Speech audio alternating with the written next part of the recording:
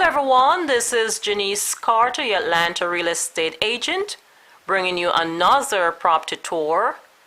And today we're in Ackworth, which is northwest of Atlanta. We're in the Governor's Town Club subdivision, which is a gated golf course community. And I'm going to take you on a tour of a new home. The listing agent is Charlotte Ayers with Kenneth G. Horton Realty. And this custom-built home features 5 bedrooms, 5 full baths, 2 half baths, owner's suite on the main, 3-car side entry garage. It sits in the basement, and it's approximately 6,500 square feet. This subdivision is in the Alatoona School District, and has a short commute to shopping and restaurants. So if you're looking for a custom-built 5-bedroom home on basement in a gated golf course community northwest of Atlanta, you like this home and would like additional information, please send me an email. My contact is below. And now let's go inside and take a look around.